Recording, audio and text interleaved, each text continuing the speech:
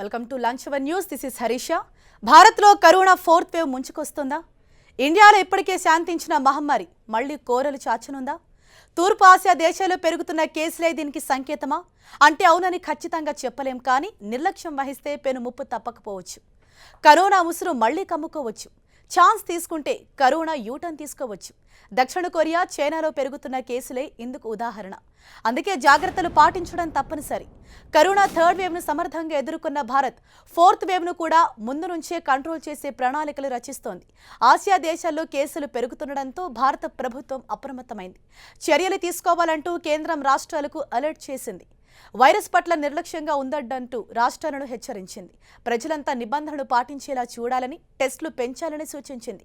Virus వ్యాప్తిని అరికట్టేందుకు test, track, ట్రీట్పై దృష్టి సారించాలని రాష్ట్రాలకు కేంద్రం స్పష్టం చేసింది. వైరస్ నిర్ధారణ పరీక్షలు పెంచాలని, కొత్త కేసుల క్లస్టర్లపై నిఘా పెట్టాలని సూచించింది. బహిరంగ ప్రదేశాలు, సామూహిక కార్యక్రమాల్లో మాస్కులు ధరించడం, భౌతిక దూరం పాటించడం లాంటి నిబంధనలపై అలసత్వం వద్దని తెలిపింది. కరోనా కథ ముగిసినట్లే కనిపించిన ప్రతిసారి ఊహించని రీతిలో వైరస్ పడగ విప్పుతోంది. కరోనా పుట్టినిల్లు చైనా పరిస్థితి రోజు రోజుకు దిగజారుతోంది. Omicron sub variant stealth Omicron విజృంభణతో చైనా వణికిపోతోంది. మార్చి 2020 తర్వాత అత్యధికంగా రోజువారీ కేసులు చైనాలో నమోదవుతున్నాయి. కఠిన లాక్డౌన్లను అమలు చేస్తున్నా కేసులు తగ్గకపోవడంతో డ్రాగన్ కంట్రీ తీవ్ర ఆందోళన చెందుతోంది. అలాగే 2021 జనవరి తర్వాత తొలిసారి కరోనా మరణాలు నమోదయ్యాయి. జిలెన్ ప్రావిన్స్లో కరోనాతో 2 చనిపోయారు. గతేడాది జనవరి 26న చివరిసారిగా చైనాలో కరోనా మరణం నమోదవగా మళ్లీ 14 నెలల తర్వాత ఆ సీన్ రిపీట్ అయింది. అటు దక్షిణ కొరియా పరిస్థితి మరింత దారుణంగా తయారైంది. రోజు రోజుకు రికార్డు స్థాయిలో కేసులు నమోదవుతున్నాయి. రోజుకు సగటున 4 లక్షల కేసులు రికార్డు అవుతున్నాయంటే పరిస్థితి ఎంత దారుణంగా ఉందో అర్థం చేసుకోవచ్చు. ఈ వారం రోజుల్లోనే దక్షిణ కొరియాలో 35 లక్షల కేసులు నమోదయ్యాయి. దక్షిణ కొరియాలోని 87% జనాభాకు ఇప్పటికే వ్యాక్సినేషన్ పూర్తవగా 63% జనాభాకు టీకా బూస్టర్ డోసులు కూడా వేశారు. అయినా కూడా కేసుల ప్రవాహం ఆగటం లేదు. అటు వియత్నాంలో కూడా కరోనా ఉధృతంగా వ్యాపిస్తోంది. వియత్నాంలో గడిచిన వారంలో 20 లక్షల మంది మహమ్మారి బారిన పడ్డారు. చైనా, దక్షిణ కొరియా, వియత్నాం దేశాల్లో మళ్లీ మహమ్మారి విజృంభించడానికి ఒమిక్రాన్ BA.2 సబ్ వేరియంట్ కారణమని శాస్త్రవేత్తలు భావిస్తున్నారు. దీన్నే స్టెల్త్ ఒమిక్రాన్ అని పిలుస్తున్నారు. ఒరిజినల్ ఒమిక్రాన్ కంటే 1.5 రెట్లు ఎక్కువ వేగంతో వ్యాప్తి చెందుతోందని ఈ సబ్ వేరియంట్ ఇప్పటికే యూరప్, అమెరికా దేశాల్లోనూ విజృంభిస్తున్నట్లు తెలుస్తోంది. ఒమిక్రాన్ మూలాల నుంచి వ్యాప్తి చెందిన స్టెల్త్ వేరియంట్ నేరుగా మనిషి ఊపిరితిత్తులపై ప్రభావం చూపుతోంది. అటు చిన్నారులపై కూడా స్టెల్త్ ప్రభావం చూపుతుండడం మరింత ఆందోళన కలిగిస్తోంది. మరి ఇప్పుడు కొత్తగా వృద్ధి చెందుతున్నటువంటి ఈ స్టెల్త్ ఒమిక్రాన్ వేరియంట్ ఎటువంటి ప్రభావం చూపబోతోంది? వీటన్నిటికి సంబంధించి కూడా మనం మాట్లాడే ప్రయత్నం చేద్దాం. ప్రస్తుతం మనతో పాటు డిస్కషన్లో పాల్గొంటున్నారు పల్మనాలజిస్ట్ డాక్టర్ సాయి గారు అండ్ అలాగే జనరల్ ఫిజిషియన్ డాక్టర్ శ్రవంతి గారు. సో ముందుగా శ్రవంతి గారు నమస్తే అండి. సో శ్రవంతి గారు, మనం చూస్తామంటే గడిచిన కొద్ది నెలలుగా కూడా థర్డ్ వేవ్ను మనం సమర్థంగా ఎదుర్కొన్నాము. ఇప్పుడు మనం బయటపడ్డాము అని ఊపిరి పీల్చుకుంటున్న తరుణంలోనే ఇప్పుడు ఫోర్త్ వేవ్ ముంచుకొస్తుందంటూ మళ్ళీ WHO చేసిన ప్రకటన అంతా కూడా ఒక ఆందోళన వ్యక్తమవుతోంది.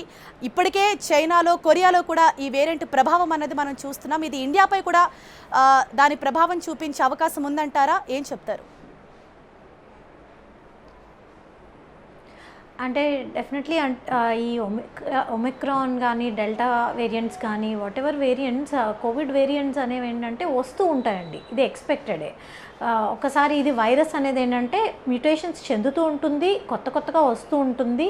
కానీ మనం చూసినట్లు ఏంటంటే ఫస్ట్, సెకండ్ వేవ్స్లో ఉన్నంత సివియారిటీ థర్డ్ వేవ్లో లేదు. ఒమిక్రాన్ వేరియంట్ కొంచెం సటిల్గానే ఉంది, అన్ని చోట్లలో కూడా అలానే ఉంది. సో ఇప్పుడు వచ్చే ఈ స్టెల్త్ వేరియంట్, ఒమిక్రాన్ వేరియంట్ ఎలా ఉంటుంది అంటే డెఫినెట్లీ ఇన్ఫెక్టివిటీ ఎక్కువ ఉంది, ఎక్కువ కేసెస్ వస్తున్నాయి. కానీ డెత్ రేట్ కానీ, సివియారిటీ ఆఫ్ సిమ్టమ్స్ కానీ ఇప్పటి వరకు కనిపించిన వాటిలో అంత సివియర్గా లేదు. మ్యాక్సిమం 90% మినిమం సిమ్టమ్స్తోనే ఉన్నాయి. కాబట్టి అది సివియారిటీ పెరుగుతుందా ఫర్దర్గా అంటే వచ్చే 1-2 వీక్స్లో ఏమైనా ఫర్దర్ మ్యూటేషన్స్ వచ్చి సివియారిటీ వస్తుందా లేదా అనేది it is too early to say. And India వరకు వస్తే డెఫినెట్లీ అంటే ఇప్పుడు చైనా, వియత్నాంలో వచ్చి యూరప్ అంతా కూడా పాకుతుంది. సో యూరప్లో వచ్చాక తర్వాత US, తర్వాత ఇండియా, అంటే వన్స్ బికాస్ ట్రావెల్ అంతా నార్మల్గా జరుగుతుంది కాబట్టి డెఫినెట్లీ కేసెస్ అయితే రికార్డ్ అవుతాయి. బట్ ఎలా మనం మళ్ళీ ఏంటంటే అందరూ కూడా మాస్క్ వేసుకోవడం అన్నీ మానేశారు. అంటే సిమ్టమ్స్ లాస్ట్ 1 మంత్ నుంచి మనం కేసెస్ రికార్డ్ స్థాయిలో తగ్గిపోయినాయి. మేము ఓపీస్లో అసలు కేసెస్ చూడట్లేదు. టెస్టింగ్ కానీ కేసెస్ కానీ అన్నీ తగ్గడంతో అందరూ కూడా కొంచెం రిలాక్స్ అయ్యారు. ఈ మాస్క్లు తీసేయడం, అన్ని గెట్ టుగెదర్స్, పార్టీస్, మ్యారేజెస్ అన్నీ అంటే బ్యాక్ టు నార్మల్కి వస్తున్నాం ఇప్పుడిప్పుడే. బట్ ఓన్లీ థింగ్ ఏంటంటే బ్యాక్ టు నార్మల్కి రాకుండా మనం ఫర్దర్గా ప్రికాషన్స్ యాజ్ యూజువల్ మాస్క్ వేసుకోవడం, అన్నెసెసరీ ట్రావెల్ అవాయిడ్ చేయడం, ఇవన్నీ చేయడం వల్ల ఏంటంటే కొత్త వేరియంట్ని అట్లీస్ట్ మన వరకు రాకుండా ఆపగలుగుతాము. తర్వాత వచ్చాక దాని సివియారిటీ ఎలా ఉండబోతుంది అనేది ఏంటంటే అది ఎవరు కూడా ఇంకా చెప్పలేము. డెఫినెట్లీ అంటే మోస్ట్లీ అలారం అవ్వక్కర్లేదు, బట్ ప్రికాషన్స్ అయితే తీసుకోవాల్సి ఉంటుందండి. ఎస్ శ్రవంతి గారు అండ్ అలాగే డాక్టర్ సాయి గారు ఉన్నారు.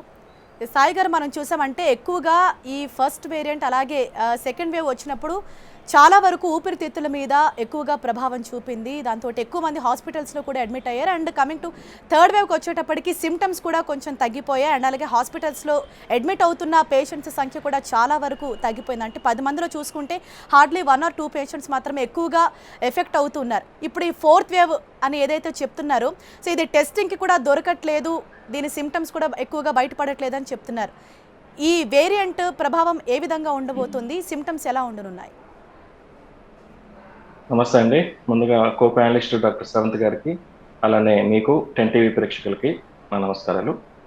చాలా రోజుల తర్వాత మళ్ళీ మనం గ్యాప్ ఇచ్చి మళ్ళీ కోవిడ్ 4th వేవ్ దాని మీద ఒక గత 2-3 రోజుల నుంచి చూస్తూ ఉంటే కేసెస్ పెరుగుతూ ఉన్నాయి. మళ్ళీ మన భారతదేశం కూడా 4th వేవ్కి మనం ముప్పు ఉందా పొంచి ఉందనే దాని మీద చూస్తూ ఉంటే, ఇప్పుడు మీరు అడిగినట్టు ఫస్ట్ వేవ్లో కనుక చూసుకుంటే ఫస్ట్ వేవ్లో ఆల్ఫా వేరియంట్ వచ్చింది, అది లంగ్స్ని బాగా ఎఫెక్ట్ చేసింది. దాన్ని మించి ఇంకా అగ్రెసివ్గా సెకండ్ వేవ్లో డెల్టా వేరియంట్ వచ్చింది.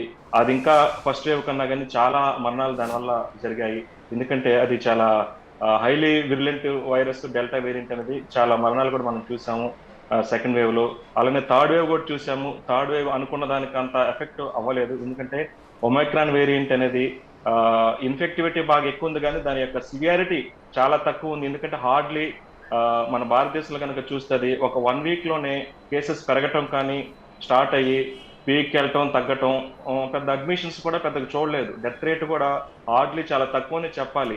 ఆ థర్డ్ వేవ్లో కూడా చనిపోయిన వాళ్ళు ఎవరైతే ఉన్నారో వాళ్ళు కూడా కొంతమంది డెల్టా వేరియంట్తోనే చనిపోవడం జరిగింది, కానీ ఒమైక్రాన్ చాలా చాలా తక్కువ, అంటే ఆల్మోస్ట్ చాలా లెస్ దాన్ 0.5% అని చెప్పుకోవాలి మోర్టాలిటీ చనిపోయిన విధానం ఒమైక్రాన్లో. సో ఇప్పుడు మళ్ళీ 4th వేవ్, ఇప్పుడు మనం ఒకటి ఆలోచిస్తే, ఇప్పుడు చైనాలో కానీ లేకపోతే సౌత్ కొరియాలో కానీ ఇప్పుడు ఏదైతే కొత్త వేరియంట్ అని అంటున్నారు, ఇది ఒమైక్రాన్లో సబ్ వేరియంటేనండి. ఇది BA2 BA1 అనే 2 వేరియంట్స్ ఉంటాయి. ఆ 2 కలిసి మిక్స్ అయి సమ్మేళనటువంటి వైరస్ ఇది. ఏది స్టెల్త్ మైక్రాన్ అనేది ఏదైతే ఉందో, స్టెల్త్ వైరస్ మైక్రాన్ అనేది. సో దానివల్ల కూడా ఇప్పుడు సౌత్ ఆఫ్రికాలో కనుక చూస్తూ ఉంటే, సౌత్ ఆఫ్రికాలో ఎప్పుడూ లేని విధంగా దక్షిణ కొరియాలో, సౌత్ కొరియాలో ఎప్పుడూ లేని విధంగా వాళ్ళు గత 1 వీక్లోనే 62 లక్షల కేసులు చూశారు. అంటే ఆల్మోస్ట్ పర్ డే వచ్చేసి 6 to 10 lakhs కేసెస్ వాళ్ళకి పెరుగుతూ ఉన్నాయి. ఏదైతే ఒక 1 week 10 days ముందు వాళ్ళు పర్ డే కేసెస్ వచ్చేసి 9,000 అట్లా 10,000 లోపే ఉన్న కేసులు అమాంతంగా పెరిగిపోయాయి. ఇది జనరల్ గా మనం ఆల్రెడీ థర్డ్ వేవ్ అది చూడటం జరిగింది. అఫీషియల్ గా మనకి 6 lakhs కేసెస్ వచ్చినా కానీ అన్అఫీషియల్ గా దానికి ఒక 3-4 times ఇండియాలో ఒమైక్రాన్ కేసెస్ వచ్చాయి పర్ డే. అంటే ఆల్మోస్ట్ లెట్స్ సే ఒక 30 to 40 lakhs వచ్చే ఉంటాయి. కాకపోతే అఫీషియల్ గా మనకి టెస్టింగ్ ని బట్టి చూసుకుంటే ఒక 5 to 6 lakhs వరకు వచ్చాయి. అదే ఇప్పుడు సౌత్ కొరియాలో కూడా అదే జరుగుతూ ఉంది. ఏదైతే ఇప్పుడు అక్కడ వచ్చిందో అది ఒమైక్రాన్ వేరియంటే, కాకపోతే వాళ్ళకి అంతకుముందు ఎప్పుడూ లేదు కాబట్టి 6 లక్షల కేసుల్లో పర్ డే వచ్చేసి డెత్ రేట్ కూడా ఒక అరౌండ్ 400 అలా ఉంది. అంటే కంపారిటివ్లీ 6 lakhs కేసెస్లో 400 డెత్స్ అనేది ఒక పెద్ద ఎక్కువ అయితే కాదు. కాకపోతే వాళ్ళు అంతకుముందు ఎప్పుడు కూడా అంత సివియర్గా రాలేదు కాబట్టి వాళ్ళు దాన్ని చాలా ఇదిగా చూస్తూ ఉన్నారు. ఎందుకంటే వాళ్ళు సెకండ్ వేవ్లో కానీ ఫస్ట్ వేవ్లో కానీ ఇంత ఎఫెక్ట్ అవ్వలేదు. సౌత్ కొరియా ఫస్ట్ నుంచి కూడా చాలా ప్రొటెక్టెడ్గా ఉంది వాళ్ళు. సో నెక్స్ట్ చూస్తే ఇంకోటి, ఇప్పుడు మనం ఆలోచించాల్సింది, సౌత్ కొరియా కానీ చైనాలో కానీ స్టెల్త్ ఒమైక్రాన్ అనేది అక్కడ ఇప్పుడు వాళ్ళు గుర్తించడం జరిగింది. ఏదైతే మన ఇండియాలో ఫేస్ చేసాం లెస్ సివియర్. ఇప్పుడు ఇంకొకటి ఇజ్రాయెల్ గురించి మనం మాట్లాడుకోవాలి. ఇజ్రాయెల్ వాళ్ళు అందరికన్నా కానీ చాలా ఫాస్ట్ అనమాట. వాళ్ళు టెక్నాలజీ కానీ లేకపోతే సైంటిఫిక్ గా కానీ అన్ని కూడా వాళ్ళు ఆల్రెడీ ప్రపంచం అందరికన్నా కానీ 100% వ్యాక్సినేషన్ అయిపోయి బూస్టర్ డోస్ అయిపోయి 4th డోస్ కూడా స్టార్ట్ చేశారు కొంతమంది ఒక హై రిస్క్ పీపుల్. వాళ్ళకి ఒక ఫారెన్ నుంచి ఒక వేరే దేశం నుంచి ఒక కంట్రీకి ఇద్దరు వస్తే వాళ్ళలో ఒక వైరస్ ని ఐడెంటిఫై చేశారు వాళ్ళు. దాన్ని ఇంకా WHO వేరియంట్ ఆఫ్ కన్సర్న్ గానే చూస్తుంది. దాని మీద ఇప్పుడు జీనోమ్ సీక్వెన్స్ ఇంకా వాళ్ళు అది ఏ వేరియంట్ అనేది తెలియదు. సో దానికోసం ఇప్పుడు మనం వెయిట్ చేయాలి. ఎందుకంటే అది మేబీ భారతదేశానికి 4th వేవ్ ముప్పు దాని వల్ల రావచ్చు, లేకపోతే ఇంకొక వేరియంట్. ఎందుకంటే ఇది ఎక్స్పెక్టెడే 4th వేవ్ అనేది, ఇదేమి ఎవరు కూడా మనం అన్ఎక్స్పెక్టెడ్ కాదు. 4th వేవ్ రావచ్చు, 5th 6th వేవ్. ఎందుకంటే వైరస్ అనేది ఆన్ గోయింగ్, అది మన అట్మాస్ఫియర్ లో ఎప్పుడు ఉంటూనే ఉంటుంది. కాకపోతే ఎటువంటి ఉత్పరివర్తనాలు అది చెందుతుంది. థర్డ్ వేవ్ లో అందరూ చాలా భయపడ్డారు. సాయి గారు, అంటే మీరు ఇప్పుడు చెప్పినట్టు చాలా వరకు ఈ మ్యూటేషన్లు అవుతూ ఉన్నాయి వైరస్ అని అన్నారు కదా, అంటే మ్యూటేషన్ ఎక్కువగా జరుగుతూ ఉన్నప్పుడు ఆ వైరస్ కూడా బలహీన పడుతుంది. కాబట్టి నెక్స్ట్ 4th వేవ్ వచ్చినా కూడా మన బాడీ దాన్ని సమర్థంగా ఎదుర్కొంటుంది, దాని కెపాసిటీ మన బాడీ డెవలప్ చేసిందని మనం అనుకోవచ్చా? అంటే ఉత్పరివర్తనాలు చెందిన ప్రతిసారి అది బలహీన పడుతుంది అనుకోకూడదండి. అది ఏదైనా అవ్వచ్చు, ఏదర్వే బలహీన పడవచ్చు, లేదా అది ఇంకా మోర్ విరులెంట్ కూడా అవ్వచ్చు. ఎందుకంటే ఇప్పుడు థర్డ్ వేవ్ లో అది బలహీన పడింది. ఎక్కువ ఉత్పరివర్తనాలు ఉన్నా కానీ, ఆల్మోస్ట్ మోర్ దాన్ 30 మ్యూటేషన్స్ జరిగినా కానీ చాలా భయపడ్డాం అందరం కూడా థర్డ్ వేవ్. ఎందుకంటే ఇన్ని ఉత్పరివర్తనాలు ఉన్నాయి, ఇన్ని మ్యూటేషన్స్ ఉన్నాయి, ఇది చాలా డేంజర్ ఏమోనని. కాకపోతే అది ఎక్కువ మందికి వ్యాపింప చేసింది కానీ సివియారిటీ అయితే మాత్రం చాలా తక్కువ ఉంది. అంటే వైరస్ బలహీనంగా ఉంది. అందుకని ఇప్పుడు మనకు నెక్స్ట్ వచ్చే వైరస్ అది బలహీనంగా ఉంటుందని మనం చెప్పలేము. అది మ్యూటెంట్ చెంది హైలీ విరులెంట్ కూడా అవ్వచ్చు, లైక్ డెల్టా కన్నా మోర్, డెల్టా ప్లస్ ఇంకా వేరే వేరియంట్ కూడా అవ్వచ్చు. అందుకని గవర్నమెంట్ కూడా నిన్న అన్ని ఇప్పుడు ఎక్కడైతే ఇప్పుడు మనం చైనాలో కానీ సౌత్ ఏషియా ఎస్పెషల్లీ, ఎందుకంటే ఏషియన్ కంట్రీస్ లో మనకి చాలా సత్సంబంధాలు ఉంటాయి, దగ్గరగా ఉన్నాం. సౌత్ కొరియా కానీ, వియత్నాం కానీ, సింగపూర్ కానీ, కొన్ని యూరోప్ దేశాల్లో కూడా కొన్ని కేసెస్ స్టార్ట్ అయినాయి. అందుకని సెంట్రల్ గవర్నమెంట్ ఇమీడియట్ గా ఏదైతే 5 అంచెల విధానం ఉందో, టెస్టింగ్, ట్రీట్మెంట్ కానీ, కోవిడ్ అప్రాప్రియేట్ బిహేవియర్ కానీ, 5th వచ్చేసి వ్యాక్సినేషన్, ఈ 5 కూడా 5 అంచెల పద్ధతి అనేది, ఈ 5 అంశాలను కూడా జాగ్రత్తగా పెంచాలి. టెస్టింగ్లు పెంచడంతో పాటు ఎక్కడైతే సడన్ గా కేసెస్ అనేది పెరుగుతాయో, క్లస్టర్స్ గా ఫామ్ అవుతాయో, వాళ్ళల్లో జీనోమ్ సీక్వెన్స్ కూడా చేసి మన దగ్గర ఏమైనా కొత్త వేరియంట్స్ ఉత్పన్నమైనాయి అని కూడా చూసుకోమని చెప్పేసి నిన్న సెంట్రల్ గవర్నమెంట్ అన్ని రాష్ట్రాలను కూడా అలర్ట్ చేయడం జరిగింది. అందరూ కూడా చాలా వరకు అందరం కూడా రిలాక్స్ అయ్యాము. కోవిడ్ అనేది ఇంకా లేదు, వెళ్ళిపోయిందనే భావనలు అందరం ఉన్నాము. అది కరెక్టే. కాకపోతే రిలాక్స్ అయ్యాము, అన్ని యాజ్ యూజువల్ గా అన్ని జరుగుతూ ఉన్నాయి, జరగకూడదని లేదు. కాకపోతే జాగ్రత్తలు అనేది తీసుకోవాలి. నేను మొన్న వేరే మా కొలీగ్ ఒకటి చెప్పారు, స్కూల్స్ లో కూడా మాస్క్ పెట్టుకొని వస్తే పిల్లలకు ఫైన్ వేస్తున్నారంట. అది చాలా తప్పండి అది. ఎందుకంటే ఎక్కడో కూడా మనం నో మాస్క్ అని చెప్పేసి డిక్లేర్ చేయలేదు. ఇంకా అక్కడక్కడ చాలా కొంతమందిలో కేసెస్ వస్తానే ఉన్నాయి. స్కూల్స్ లో కూడా మాస్క్ వేసుకొని వస్తే వాళ్ళకి ఫైన్ వేస్తున్నారంటే ఒకసారి గవర్నమెంట్ వీళ్ళ మీద కూడా దృష్టి పెడితే బాగుంటుంది. ఎందుకంటే మాస్క్ పెట్టుకుంటే ఫైన్ వేయటం అనేది ఇంకా ఎక్కడ మనం చూడలేదు. ఇంకా పెట్టుకోకపోతే ఫైన్ వేసే ఉంది, కానీ పెట్టుకోకూడదనే ఇన్స్ట్రక్షన్స్ గవర్నమెంట్ నుంచి కాకుండా ఎవరికి వాళ్ళు ఓన్ గా స్కూల్స్ వాళ్ళు ఇస్తున్నారంటే అది చాలా తప్పు. ఎందుకంటే ఖచ్చితంగా నిర్లక్ష్యం అన్నది వహించకూడదు. ఇప్పటికీ కూడా కరోనా పూర్తిగా అంతం కాలేదు కాబట్టి ఎవరు కూడా ఈ ధోరణి అన్నది అవలంబించకూడదు. ఖచ్చితంగా చాలా చోట్ల మీరు అన్నట్టు మనం చూస్తున్నాం, సోషల్ డిస్టెన్స్ పాటించట్లేదు, మాస్కులు కూడా చాలా వరకు పెట్టుకోవట్లేదు, జనాలు గుంపులుగా వెళ్ళటం, ఇవన్నీ తరచుగా మనం చూస్తూనే ఉన్నాం. కాబట్టి జాగ్రత్తగా ఉండాలని చెప్దాం. అండ్ అలాగే శ్రవంతి గారు, సో ఇప్పటికే NIM చెప్పిన సర్వేలో కూడా వెల్లడైంది ఏంటంటే ఇప్పటికి మనం థర్డ్ వేవ్ అదేవిధంగా వ్యాక్సినేషన్ కూడా మనలో చాలా మంది తీసుకున్నారు. సో 90% ఆఫ్ ది మెంబర్స్లో యాంటీబాడీస్ ఇప్పటికే డెవలప్ అయ్యింది అని అంటున్నారు. ఆల్రెడీ 12 years దాటిన పిల్లలకు కూడా వ్యాక్సిన్ వేయటం అనేది స్టార్ట్ చేశారు. అంటే యాంటీబాడీస్ ఇంత డెవలప్ అయిన తర్వాత నెక్స్ట్ వచ్చే వేవ్స్ని కూడా మన బాడీ ఎదుర్కొంటుందా? నెక్స్ట్ వచ్చే వేవ్స్ ఇప్పుడు సార్ అన్నట్టు సాయి గారు అది బలహీన పడవచ్చు, లేకపోతే ఇంకా మరింత బలపడవచ్చు అని అంటున్నారు. ఏ విధంగా ఎదుర్కొంటుంది మన బాడీ అనుకోవచ్చు? బలపడచ్చు. అంటే బేసిక్గా అండి, ఈ మనం ఫస్ట్ వేవ్లో ఎవరికైతే పాజిటివ్ వచ్చిందో వాళ్ళందరిలో కూడా మళ్ళీ థర్డ్ వేవ్లో పాజిటివ్ చూసాం. సో దీనికి లాంగ్ టర్మ్ మెమరీ అంతగా లేదు. ఈ వైరస్ ఏంటంటే యాంటీబాడీస్ తయారవుతున్నాయి, డెఫినెట్లీ అవి కొంత 1 year వరకు ఉంటున్నాయి, కానీ తర్వాత దాని ఎఫెక్ట్ తగ్గిపోతుంది. సో కానీ డెఫినెట్లీ అంటే సెల్ మీడియేటెడ్ ఇమ్యూనిటీ అవ్వచ్చు, దేనివల్ల అయ్యి ఉండొచ్చు. సివియారిటీ అంటే ఒక్కసారి వచ్చి తగ్గిన వాళ్ళలో సెకండ్ టైం వచ్చిన వాళ్ళకి సివియారిటీ చాలా తక్కువ ఉంది. ఫస్ట్, సెకండ్, థర్డ్ వేవ్స్లో అన్నిట్లో కలిపి చూసినట్లయితే. సో డెఫినెట్లీ అందరికీ ఎక్స్పోజర్ ఉంది కాబట్టి ఎంతో కొంత యాంటీబాడీస్ ఉంటాయి. దానివల్ల లాంగ్ టర్మ్ మెమరీ వల్ల కానీ సివియారిటీ తక్కువ ఉండొచ్చు అనేది అంచనా. అంటే డెఫినెట్లీ మ్యుటేషన్స్ సివియర్గా చెంది కంప్లీట్గా ఈ యాంటీబాడీస్ దాని మీద పని చేయకపోతే మళ్ళీ నార్మల్ రావచ్చు, ఇన్ఫెక్షన్ సివియారిటీ రావచ్చు.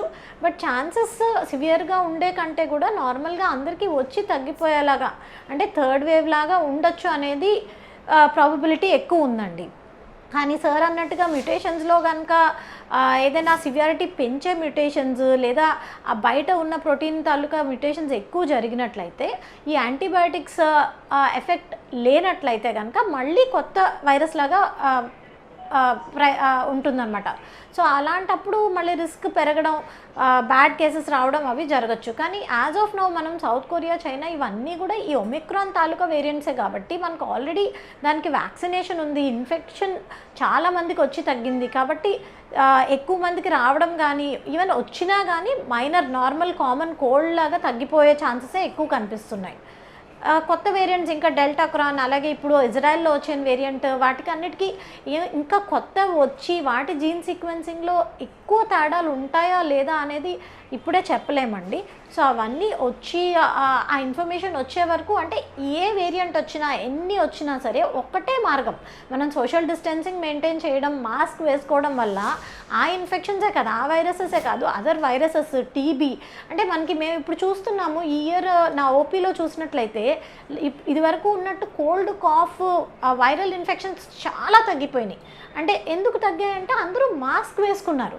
సో మాస్క్ వేసుకోవడం వల్ల ఓన్లీ కోవిడ్ గురించనే కాదు, అదర్ ఇన్ఫెక్షన్స్, నార్మల్ ఏదైతే రెస్పిరేటరీ ట్రాక్ ద్వారా వెళ్ళే ఇన్ఫెక్షన్స్, అదర్ ఇన్ఫెక్షన్స్, చాలా ఇన్ఫెక్షన్స్ తగ్గాయి. సో డెఫినెట్లీ ఈ గుడ్ హ్యాబిట్ని మనం కంటిన్యూ చేయగలిగితే, మాస్క్ వేసుకోవడం, సోషల్ డిస్టెన్సింగ్, మన కేర్లో మనం ఉండడం వల్ల ఎనీ వేరియంట్ ఆఫ్ కోవిడ్ ఎలా అయినా కానివ్వండి, బలమున్నా బలహీనం అయినా సరే దాని ఎఫెక్ట్ తక్కువగా ఉంటుంది. సో వైరల్ లోడ్ అంటాము, ఎప్పుడైతే మనం ఒక మనిషి దగ్గినప్పుడు పక్కవాడికి ఎంత వైరస్ వెళ్తుంది అనేది అది బ్లడ్లోకి వెళ్ళాక వైరల్ లోడ్. సో ఎవరైతే మాస్క్ వేసుకుని దూరం నుంచి ఉంటారో వాళ్ళకి తక్కువ వైరస్ వెళ్తుంది బాడీలోకి. సో సివియారిటీ ఆఫ్ సిమ్టమ్స్ కూడా తక్కువ ఉంటాయి. సో డెఫినెట్లీ వైరల్ లోడ్ తగ్గించడానికి సింపుల్ మార్గం, అందరూ మాస్క్ వేసుకోండి, బయటకు వెళ్ళొద్దు. ఎవరికైనా సిమ్టమ్స్ ఉన్నట్లయితే జస్ట్ ఐసోలేట్ అయిపోయినట్లయితే ఎనీ వైరస్, అది కోవిడ్ అవ్వనివ్వండి, నాన్ కోవిడ్ అవ్వనివ్వండి, నార్మల్ సీజనల్ ఫ్లూ అవ్వనివ్వండి, ఏదైనా సరే మనం ప్రివెంట్ చేయగలుగుతాము, దాని సివియారిటీ తగ్గించగలుగుతాము. మనం అంటే ఈ ఇన్ఫెక్షన్ రావడం వల్ల హాలిడేస్, అంటే వర్క్ ఇది కూడా చాలా లాస్ అయింది, డేస్ ఆఫ్ వర్క్ ఎంతమంది లూజ్ అయ్యారు, ఫైనాన్షియల్గా కూడా ఇబ్బంది పడ్డారు.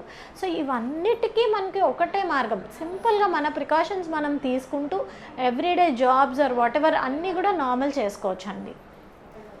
ఎస్ శ్రవంతి గారు, అండ్ అలాగే సాయి గారు, ఒకసారి మనం ఈ వేవ్స్ని పరిశీలిస్తే ఫస్ట్ వేవ్ వచ్చినప్పుడు ఎక్కువగా 60 ఏళ్ళు పైబడిన వాళ్ళు చాలామంది ఎఫెక్ట్ అయ్యారు. సెకండ్ వేవ్ చూసినప్పుడు మధ్య వయసున్న వాళ్ళు ఎక్కువగా ఎఫెక్ట్ అయ్యారు. అలాగే థర్డ్ వేవ్లో ఏంటంటే పిల్లల మీద ప్రభావం చూపిస్తున్నాను అన్నారు. ఇప్పుడు అందరూ కూడా చాలా వరకు 2 డోసుల వ్యాక్సినేషన్ కంప్లీట్ అయింది, అండ్ అలాగే దాంతోపాటు బూస్టర్ డోస్ను కూడా తీసుకున్నారు. ఇప్పుడు ఫోర్త్ వేవ్ కనుక ఎంటర్ అయితే ఇప్పటికే చాలా మందిలో లక్షణాలు కూడా, మేడం అన్నట్టు లక్షణాలు కూడా చాలా వరకు తగ్గిపోయాయి, హాస్పిటల్స్లో అడ్మిట్ అయ్యే వారి సంఖ్య కూడా చాలా వరకు తగ్గిపోయింది. ఇప్పుడు ఫోర్త్ వేవ్ ఎంటర్ అయితే వ్యాక్సిన్ తీసుకున్న వాళ్ళ మీద కూడా మళ్ళీ ఎఫెక్ట్ చూపించే ప్రభావం ఉందా? ఎవరెవరు ఎక్కువగా కేర్ తీసుకోవాలంటారు?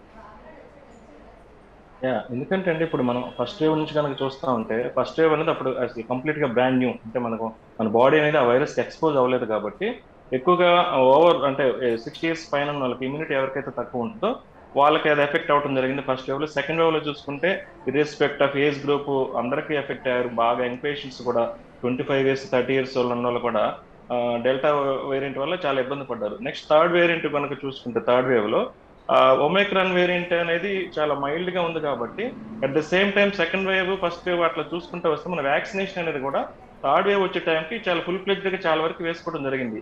దాంతో పాటు ఆల్రెడీ ఫస్ట్ వేవ్ లో అందరూ ఇన్ఫెక్ట్ అవ్వటం, సెకండ్ వేవ్ లో ఇన్ఫెక్ట్ అవ్వటం, న్యాచురల్ గా ఇమ్యూనిటీ రావటం, మనకి ఎవరికి వాళ్ళకి స్వతహాగా వ్యాక్సినేషన్ వేసుకోకపోయినా కానీ మనం ఎక్స్పోజ్ అయ్యాం కాబట్టి మనకు కొంతవరకు ప్రొటెక్షన్ ఉంటుంది. ఇప్పుడు మనం ఫోర్త్ వేవ్ గురించి మాట్లాడుకోవటానికి ఇప్పుడు మనకు వచ్చే వేరియంట్ కనుక ఆ వేరియంట్ని బట్టి డిపెండ్ అయి ఉంటుందండి. అది వ్యాక్సినేషన్ అనేది ఖచ్చితంగా ప్రొటెక్షన్ అనేది ఉంటుంది. సెల్ మీడియేటెడ్ ఇమ్యూనిటీ కానీ లేకపోతే యాంటీబాడీ మీడియేటెడ్ కానీ డెఫినెట్గా మనలో మెమరీ సెల్స్ ఉంటాయి, అవి ఐడెంటిఫై చేస్తే ప్రొటెక్షన్ అయితే ఎంతకంత ఉంటుంది. కాకపోతే ఇప్పుడు మనం థర్డ్ వేవ్ లో చూసాం, థర్డ్ వేవ్ లో ఒమైక్రాన్ వేరియంట్ అనేది దానికి ఒక డిఫరెంట్ బిహేవియర్ దాన్ని. అంటే రీఇన్ఫెక్షన్స్, బ్రేక్ త్రూ ఇన్ఫెక్షన్స్ అంటాం. ఎవరికైతే వ్యాక్సినేషన్ వేయించుకున్నా కానీ, లేకపోతే ఆల్రెడీ అంతకుముందు ఇన్ఫెక్షన్ వచ్చి చాలా ఇమీడియట్ గా, అంటే సెకండ్ వేవ్ లో అది లేదు. సెకండ్ వేవ్ లో ఒమైక్రాన్ డెల్టా వేరియంట్ అనేది ఫస్ట్ వేవ్ లో వచ్చిన వాళ్ళకి కనీసం ఒక 1 year తర్వాత కానీ ఇన్ఫెక్ట్ అయ్యారు. అలా కాకుండా థర్డ్ వేవ్ లో ఒమైక్రాన్ వేరియంట్ అనేది 2 months లో వచ్చిన వాళ్ళు కూడా కోవిడ్ మళ్ళీ పాజిటివ్ రావడం జరిగింది. అంటే దాన్ని రీఇన్ఫెక్షన్ అంటాం. రీఇన్ఫెక్షన్ అనేది చాలా ఎక్కువ ఉంది. అలానే బ్రేక్ త్రూ ఇన్ఫెక్షన్స్ కూడా థర్డ్ వేవ్ లో చూస్తే ఎక్కువగా ఉంది. అంటే వ్యాక్సినేటెడ్ వాళ్ళకి కూడా ఇన్ఫెక్షన్స్ వచ్చినాయి ఒమైక్రాన్ అనేది. అది మన ఫోర్త్ వేవ్ లో వచ్చే వేరియంట్ ని బట్టి డిపెండ్ అయి ఉంటుంది. ఆ వేరియంట్ అనేది ఎంత సివియర్ గా ఉంటుంది, అది ఎంత మ్యూటేషన్స్ చెంది ఉంటుంది. ఇప్పుడు మన ఇజ్రాయెల్ లో వచ్చింది వేరియంట్, అది ఇంకా తెలియదు ప్రస్తుతానికైతే. దానికి WHO వేరియంట్ ఆఫ్ కన్సర్న్ కిందనే లేబుల్ చేసింది, బట్ ఇంకా మోర్ డీటెయిల్స్ అనేది రావాలి. అది అలా కాకుండా సౌత్ కొరియాలో కానీ చైనాలో కనుక చూసుకుంటే అవన్నీ మనం దాటిపోయాం ఆల్రెడీ. ఇప్పుడు అక్కడ ఉంది BA1 BA2 వేరియంట్ అనమాట. అంటే అదే ఒమైక్రాన్ లో సబ్ వేరియంట్స్. సో మనం సౌత్ కొరియా గురించి, చైనా గురించి అంత మనం వరి అవ్వాల్సిన అవసరం లేదు. మనం ఆల్రెడీ ఆ థర్డ్ వేవ్ అనేది ఇప్పుడు వాళ్ళు అనుభవిస్తున్నారు, మనకు ఆల్రెడీ అయిపోయింది. అది ఫోర్త్ వేవ్ అనేది ఏ వేరియంట్ వస్తుంది దాన్ని బట్టి మనకి ఆ ప్రొటెక్షన్ ఎంతవరకు ఉంటుంది. ఇప్పుడు వ్యాక్సినేషన్ అనేది కూడా ఆల్మోస్ట్ బూస్టర్ డోస్ స్టార్ట్ చేశారు, మళ్ళీ కొంచెం స్లో అయింది. మళ్ళీ గవర్నమెంట్ నేను ఇందాక చెప్పా కదా, 5 అంచెల పద్ధతి అని, టెస్టింగ్ ఒకటి, ట్రేసింగ్ ఒకటి, ట్రీట్మెంట్ ఒకటి, కోవిడ్ అప్రాప్రియేట్ బిహేవియర్, మాస్క్ కానీ, సోషల్ డిస్టెన్స్ కానీ, శానిటైజేషన్ కానీ. నెక్స్ట్ 5th వచ్చేసి వ్యాక్సినేషన్ ప్రక్రియ కూడా ఇప్పుడు మళ్ళీ కొంచెం ఫాస్ట్ చేయాలి. ఎందుకంటే IIT కాన్పూర్ వాళ్ళు అక్టోబర్ నుంచి స్టార్ట్ అవుతుందని చెప్పారు. ఏది మనకి ఫోర్త్ వేవ్. గత 3-4 రోజుల నుంచి మనం చూస్తా ఉంటే అది కొంచెం ముందుకు వచ్చింది, జూన్ నుంచే అవ్వచ్చు అనేది. అది ఒక విధంగా ఏంటంటే జూన్ ఇప్పుడు మనకి సమ్మర్ అయిపోయిన తర్వాత సెకండ్ వేవ్ లో కూడా మనం ఆల్మోస్ట్ అదే, అంటే ఫస్ట్ వేవ్ లో కూడా సమ్మర్ లోనే వచ్చింది మనకి. ఏప్రిల్, మే, జూన్ ఆ టైంలో బాగా ఎఫెక్ట్ అయింది. సో అలా చూసుకుంటే ఇప్పుడు స్కూల్స్ కూడా ఇమీడియట్ గా ఆల్రెడీ తెలంగాణలో అయితే హాఫ్ డే స్కూల్స్ ఇచ్చారు. మాకు ఏపీలో అయితే ఇంకా స్టార్ట్ చేయలేదు. గవర్నమెంట్ అది కూడా ఆలోచించి అట్లీస్ట్ ఇప్పుడు ఎట్లా ఫోర్త్ వేవ్ ముప్పు ఉందన్నారు కాబట్టి number of hours, school hours కూడా తగ్గిస్తే ఇంకా బాగుంటుంది. అలానే పిల్లల్లో కూడా వ్యాక్సినేషన్ అనేది కూడా 12 years దాటిన వాళ్ళకి కూడా స్టార్ట్ చేశారు. సో ఓవరాల్ గా ఏదైనా కానీ మనకి వేవ్స్ అనేవి వస్తానే ఉంటాయి. దాని గురించి మనం ఆందోళన చెందడం అవసరం లేదు. కాకపోతే జాగ్రత్తలు అనేది తప్పనిసరి. ఎవరైతే హై రిస్క్ గ్రూప్ ఉన్నారో, ఎందుకంటే మనం ఇది ఫస్ట్ నుంచి మాట్లాడుకుంటాను, గత 2 సంవత్సరాల నుంచి చాలా మందికి దీని మీద అవగాహన వచ్చింది. కాకపోతే ఎవరు నిర్లక్ష్యం చేయొద్దు. ఇంకా మనకు ఫోర్త్ వేవ్ వేరియంట్ ఎలా ఉంటుందో తెలియదు, దాని లక్షణాలు ఎలా ఉంటాయో తెలియదు. ఎందుకంటే ఒమైక్రాన్ అనేది లంగ్స్ ని పెద్దగా ఎఫెక్ట్ చేయలా. BA1 కానీ BA2 వేరియంట్ కానీ అప్పర్ రెస్పిరేటరీ ట్రాక్ట్ ఇన్ఫెక్షన్ వరకు ఇక్కడ వరకే పరిమితమైనవి. లంగ్స్ అనేది చాలా తక్కువ ఎఫెక్ట్ చేశాయి అది compare to first wave and second wave, alpha variant కానీ డెల్టా వేరియంట్. ఖచ్చితంగా అంటే జాగ్రత్తలు అన్నవి ఖచ్చితంగా పాటించాల్సింది అందరూ. ఇంకా ముప్పు అన్నది ముగిసిపోలేదు. అండ్ అలాగే శ్రవంతి గారు సార్ అన్నట్టు ఆల్మోస్ట్ 2 years తర్వాత ఇప్పుడు పేరెంట్స్ వాళ్ళ పిల్లల్ని స్కూల్స్ కి, కాలేజెస్ కి పంపుతున్నారు. నిర్లక్ష్యం వహించడం ద్వారా కూడా ఈ కరోనా మళ్ళీ ఎక్కువగా స్ప్రెడ్ అయ్యే అవకాశాలు కూడా ఉన్నాయి. సో మీరు ఏం చెప్తారు, ఎటువంటి జాగ్రత్తలు తీసుకోవాలని సూచిస్తారు? అంటే పిల్లల్ని స్కూల్కి పంపించొద్దు అని అయితే నేను చెప్పనండి. ఎందుకంటే 2 years నుంచి పిల్లలందరూ కూడా ఇంట్లో ఉండడం వల్ల ఒబేసిటీ, టీవీ అడిక్షన్, చదువు మీద శ్రద్ధ తగ్గిపోవడం, అలాగే హెల్త్ ప్రాబ్లమ్స్ చాలానే వస్తున్నాయి.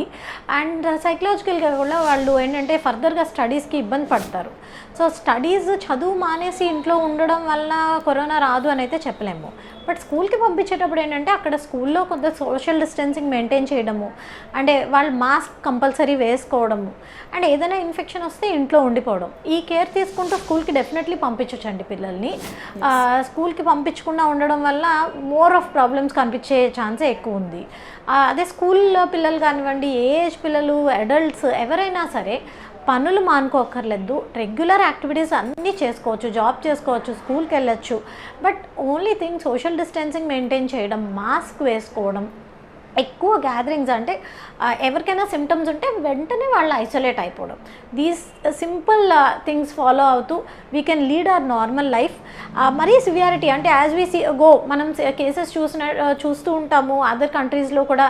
అంటే వేవ్స్ ప్రతిసారి కూడా ఫస్ట్, సెకండ్, థర్డ్ వేవ్స్ కూడా స్టార్టింగ్ ఎక్కడొచ్చాయో అక్కడి నుంచి US ఇవన్నీ కూడా ఎలా బిహేవ్ చేసాయో మన ఇండియా వచ్చినప్పుడు కూడా అలానే బిహేవ్ చేసాయి. సో మనకి ఏంటంటే ప్రతి వేవ్లోని కూడా మనం ఒక 2 months వెనకాలే ఉన్నాం. సో అది మనకు ఒక విధంగా మంచిది, ఎందుకంటే ఆ వచ్చే వేరియంట్ తాలూకా లక్షణాలు, దాని సివియారిటీ, ఇవన్నీ కూడా మనకు ఒక అవగాహన వస్తుంది. Yes. సో దాన్ని బట్టి మనం యాజ్ వీ గో ఆ వచ్చేటప్పటికి ఒకవేళ సివియారిటీ ఎక్కువ ఉండి అక్కడ డెత్స్ కనుక ఎక్కువ నమోదైనట్లే అలాంటప్పుడు అయితే డెఫినెట్లీ ఇంకా మనం ఎక్కువ అప్రమత్తంగా ఉంటాం, పిల్లల్ని స్కూల్కి పంపించకపోవడం అవన్నీ. బట్ యాజ్ ఆఫ్ టుడే మనం అంతగా భయపడకుండా అన్నీ చేసుకుంటూ మినిమం కేర్, మాస్క్ వేసుకోవడం, శానిటైజర్ యూజ్ చేయడం, సోషల్ డిస్టెన్సింగ్, ఇంటికి వెళ్ళగానే హ్యాండ్ వాష్ చేసుకోవడం, ఈ మినిమం కేర్తో నార్మల్గా చేసుకోవచ్చు. అనవసరంగా భయాందోళన చెందొద్దు.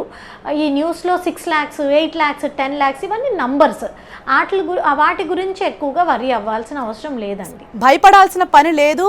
అదే విధంగా జాగ్రత్తలు తీసుకోవటం కూడా మస్ట్. ఇంకా ముప్పు అన్నది పూర్తిగా తొలగిపోలేదు కాబట్టి సోషల్ డిస్టెన్స్ పాటించడం, మాస్క్ ధరించడం అన్నది కూడా అందరూ తప్పకుండా మెయింటైన్ చేయాలి. ఎవరు నిర్లక్ష్యంగా వహించకూడదని మనం కూడా చెప్దాం. And thank you so much Sravanthi గారు డిస్కషన్లో పాల్గొనేందుకు. థ్యాంక్ యూ సాయి గారు. ఇది lunch hour debate. Next news updates ప్రసారం అవుతాయి. Keep watching 10 TV.